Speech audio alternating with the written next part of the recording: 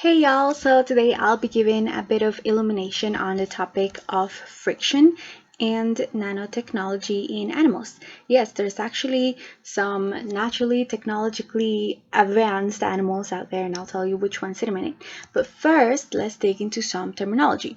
First, let's explain what friction is. This is merely the force that pushes back on any movement of two objects in contact with each other.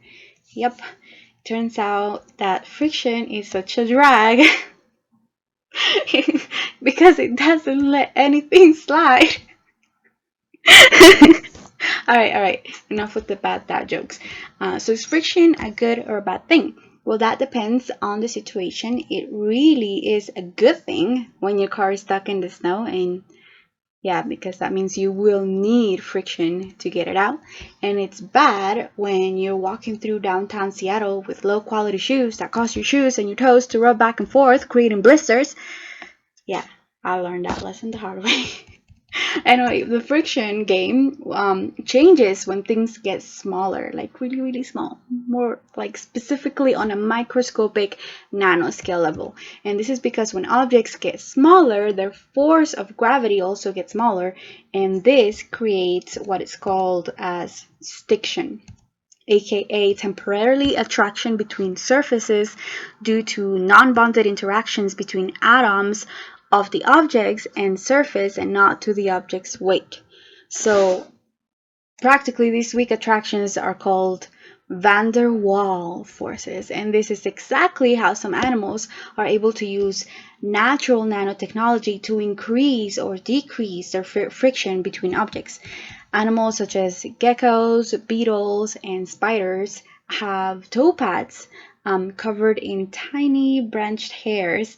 They're so tiny that they are susceptible to van der Waal forces that allow their hairs to temporarily adhere to walls or ceilings. Some of these climbing animals even secrete gluey mucus to help them stick, so that's nice. Friction mechanisms not only include sticking, but also sliding. And tell me which animal is the best at sliding and slithering? Yep, that's right, the snake. And it just so happens that snakes' bellies are also covered in super tiny hairs called microfibrils, fibrils, or something like that. And yeah, and they are approximately 400 nanometers wide and 200 nanometers tall. So this helps them control their friction, and they can decrease it or augment it by positioning their microfibrils forwards or backwards. Some snakes, such as the royal python, don't even use the help of oils or liquids from their skin to do this. So as you can see, nature has found plenty of ways to tackle friction problems, and us humans are learning of ways to replicate it so we can make Spider-Man a reality. Just kidding. But we are using nanotechnology, which is the study of extremely small structures at the nanoscale level, to give us advantages in all fields, whether it's in electronics, healthcare and medicine, energy, or the environment. For example, back in 2015, scientists started imitating snakes' microstructure that helps them manage their friction to avoid wear and tear.